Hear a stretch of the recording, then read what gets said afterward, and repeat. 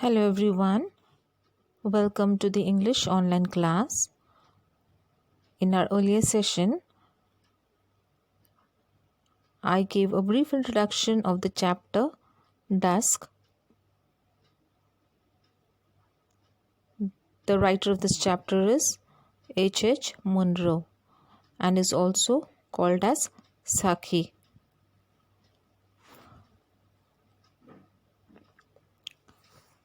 So students, I hope you have watched the video, that is Dusk part A. If not, please do watch it. Now we shall continue with the next part of the story. So before I continue, let us do a quick recap of what we have covered in our earlier session. I had explained the meaning of dusk. So students, can you tell me what is the meaning of dusk? The entire story setting is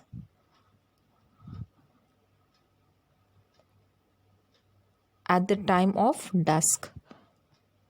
What is dusk? Dusk is the time just before night, when the daylight has almost gone, but it is not completely dark. So in other words, it is a time between the sunset and night. That means the sun has set, the daylight is gone, but it is not completely dark. So that part of the day is called as dusk. Now the entire story setting is done at the time of the dusk. Then we saw the main character is Norman Godspie, who comes to a park to sit on one of the benches. He comes at the time of dusk and he makes few observations. So the street looks empty. Very few people are walking, and they are those who have come to sit on the benches of the park. So Godspie says they are the ones who have experienced defeat in life. They are the ones who have experienced failures in life, and therefore they have come to the park to experience peace and solace. Then we also saw how an elderly man comes to sit just next to Norman Godspie. He is not so shabbily dressed, at the same time not so grandly dressed either, as he doesn't have a carnation in his buttonhole. So Godspie imagines him to be coming from a place where nobody really cares for him. So the elderly gentleman sits for a while and he then rises to go homeward. That was a part that we have covered, this much part of the story. Now let us read further. So you may join as I read paragraph number 3. He got up and walked away. His figure vanished slowly into the shadows. His place on the bench was soon taken by a young man, fairly well dressed but with a sour look on his face. He uttered an angry grunt as he flung himself into the seat. So now, as the elderly gentleman leaves, just then a young man enters and he sits on the bench besides Norman. Now this particular young man is fairly well dressed, but there's a sour look on his face, meaning he has some disappointed expression on his face, and he seems to be angry. He utters an angry grunt, means he says something angrily to himself, meaning sour look means disappointed look. Let's read further. You don't seem to be in good temper, said God's spy. The young man turned to him and said, You wouldn't be in good temper if you are in the fix I am in. I have done the silliest thing ever in my life. What have you done? Asked God's spy. Came up to London this afternoon. I thought of staying at the Pentagonum Hotel in Berkshire Square, said the young man. So now, when God's spy hears him saying something angrily, so he asks him that he doesn't seem to be in good temper. Good temper means good mood. So the young man says, if you were in my place, you too wouldn't have been in a good temper. So then, because I have done something very silly. So then Norman Godspell asks him, what has he done that he's feeling so angry about? So then the young man explains that he had come to London that afternoon and he had planned to stay at the Pentagonum Hotel in Berkshire Square. Let's read further. When I got there, I found that it had been pulled down.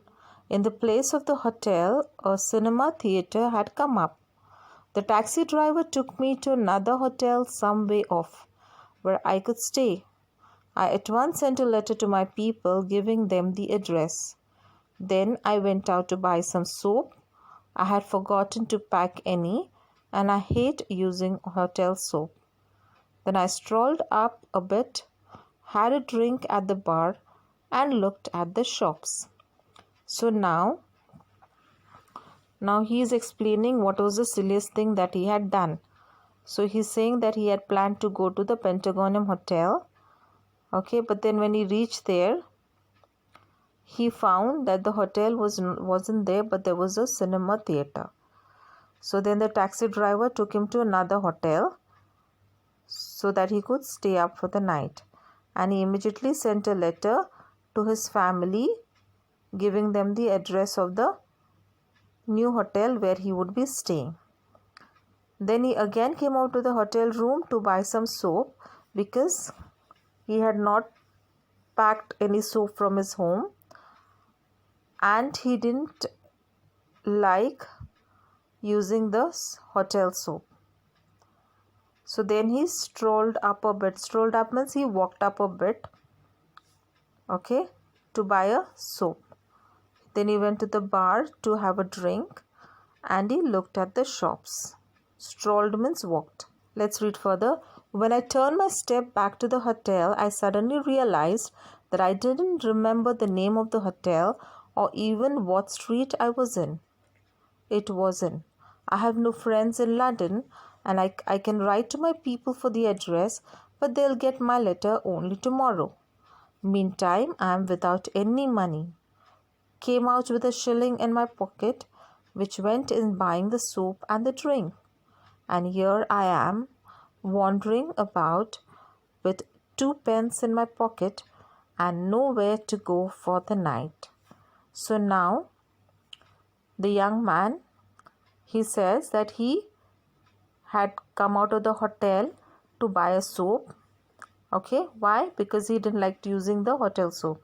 So when he came out and then he bought the soap, but when he came back, he forgot the name of the hotel and he is very new to this place. So he doesn't remember the name of the hotel.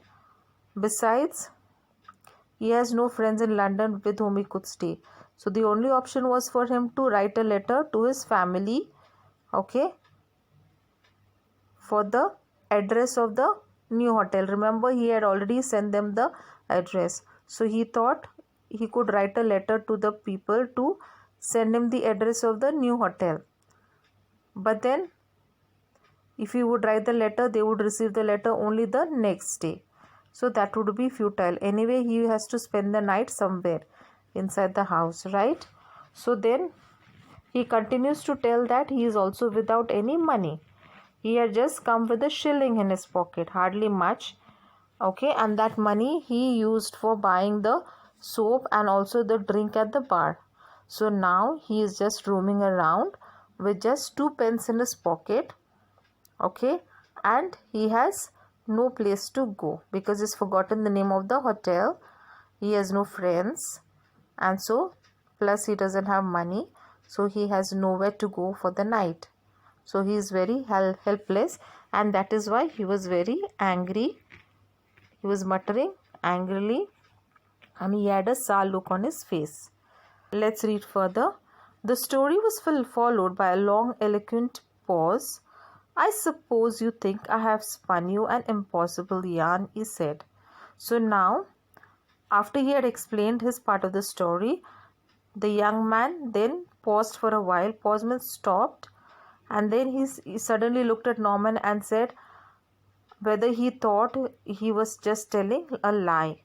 So then Godspy says, not at all impossible. I remember doing a similar thing in a foreign capital.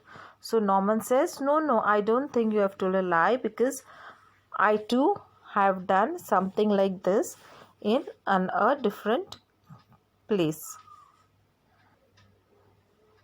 So you can look at this picture there. Norman and the young man there sitting on the bench inside the park. So we'll end at this part of the story and we'll continue with this in the next session. You may go through the meanings given here. You may pause the video and go through the meanings.